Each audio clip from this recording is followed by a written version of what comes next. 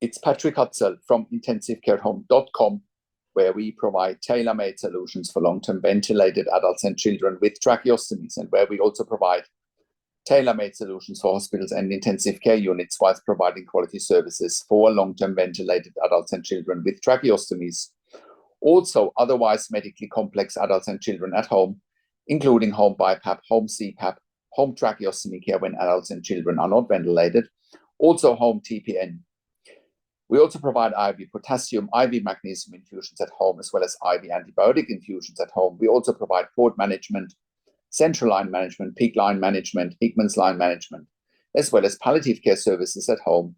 And that also includes ventilation weaning at home. We also have provided an emergency department bypass service as part of a successful tender for the Western Sydney local area health district, the In Touch service, where we send our critical care nurses into the home to keep patients out of the emergency department.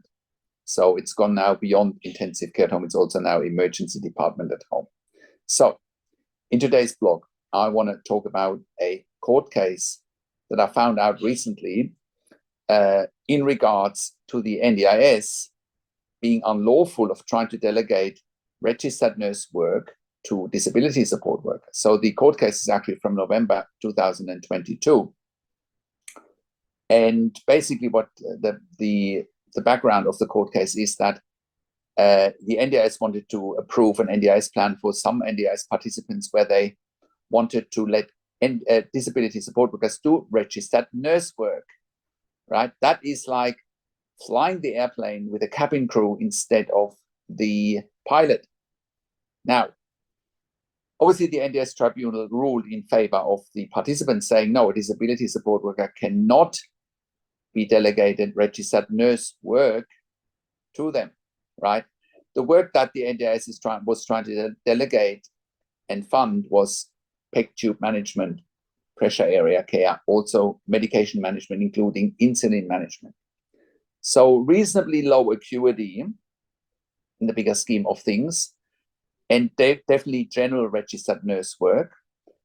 And clearly the federal court said, well, you know, the tribunal has made the right decision and ruled in favor of the NDIS participants' case, right? Saying, well, the NDIS needs to fund registered nurses and not disability support workers.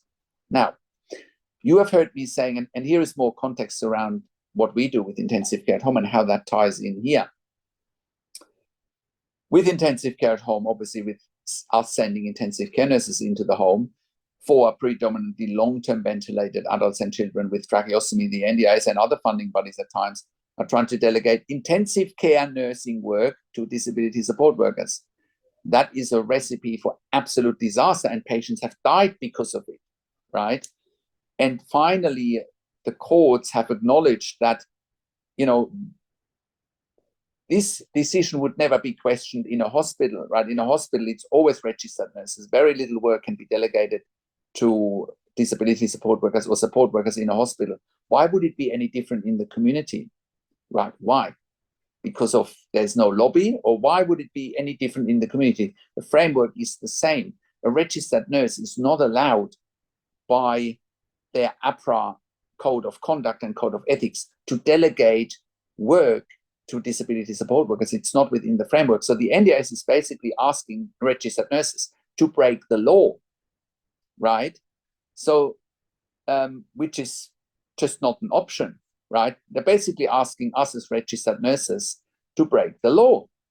And more importantly, put their participants, the very people they should be caring for, at risk. We know at least of 6 or 7 people in the community that have died on ventilation with tracheostomy because they were looked after by disability support workers, right, instead of intensive care nurses, not even general registered nurses, right? And by trying to get disability support workers who last week might have worked in a supermarket stocking shelves, with all respect, right, now all of a sudden are asked to look after someone on a ventilator who would be in intensive care. That is madness. It's negligence, right? And we can't turn a blind eye on that. And finally, the courts have come to the rescue here and saying, well, that is just not an option. It is not safe, right? Registered nurses and medical care happens within a framework, within a legal framework, not in a framework that some bureaucrats at the NDIS who have never looked into what a nurse is doing, what their competencies are, what their capabilities are, right? And say, oh, we can train a disability support worker instead. That is negligence, right? Especially since people have died because of it. I'll give you an example. We've had clients where the NDIS was funding night shifts for patients on tracheostomy ventilation, but there was no funding for intensive care nurses during the daytime. We made a lot of noise at the time saying those participants are at risk when we are leaving a night shift and there's nobody coming in, no intensive care nurse coming in during the day. There was family looking after these clients. There were disability support workers looking after these clients, even registered nurses without intensive care nursing experience.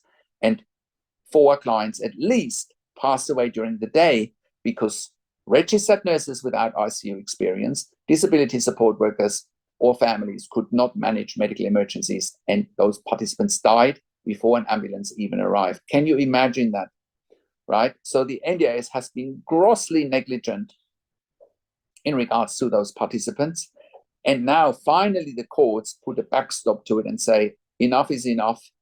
The legalities around it are not met, and please, NDIS, stop being negligent, stop asking nurses to break their own code of conduct. Here's the other issue from a nursing perspective. So let's just say we as nurses would be doing that. No profession, we would have our professional indemnity and public liability insurance would not cover us because we would be neglectful, right? So thank God, unlike the NDIS, we are actually providing evidence-based nursing care, and you can look that up on the mechanical home ventilation guidelines on our website. The mechanical home ventilation guidelines, which are evidence-based, clearly say that only intensive care nurses with a minimum of 2 years intensive care nursing experience can safely look after clients at home on a ventilator, tracheostomy, or even if clients are not ventilated and have a tracheostomy, it needs to be an intensive care nurse with a minimum of 2 years intensive care nursing experience. The same for BIPAP, CPAP, Home TPN. All of those areas in the community need to be covered with intensive care nurses with a minimum of 2 years critical care nursing experience. It's not negotiable. It is evidence-based. There's research that's been done about it as a result of nearly 30 years of intensive care nursing in Germany and over 10 years of intensive care nursing here in Australia with intensive care at home. The evidence is overwhelming, and the courts are finally now, ruling in everyone's favor, and the NDIS needs to stop putting out plans that are illegal, that are asking nurses to break the law and break their own code of conduct, put their registration at risk, and put their insurances at risk, right? And also from a disability support worker perspective, they often don't know what they don't know. They don't even know the gravity of the jobs they're taking on. They don't even know the level of responsibility they're taking on, which they are not equipped to take on, right? So finally, the courts have come to the rescue, and it's now in black and white that what we've been saying here for the last 10 years, a higher authority has confirmed. And, also when you look at the court case, like I said, this isn't even about ventilation, tracheostomy. This is about entry-level basic nursing care, right? So how can intensive care nursing be delegated to disability support workers if the work can't even be delegated to a general registered nurse? Think about that, right? So finally, it's all in black and white, and the NDIS needs to stop making decisions that are quite frankly illegal, right? And also for NDIS support coordinators watching this, you also need to get familiar with those laws, because then you can start advocating for the right things for your participants. So I hope that sheds more light on the NDIS space in Australia when it comes to what the NDIS always says reasonable and necessary. Well, it's certainly not reasonable to have disability support workers do registered nurse work. So, it is reasonable and necessary to have intensive care nurses do intensive care nursing work, including in the community, and registered nurses do registered nursing work in the community when it's applicable for the right clients. So I hope that sheds more light on it. Now, with intensive care at home, currently we are operating all around Australia.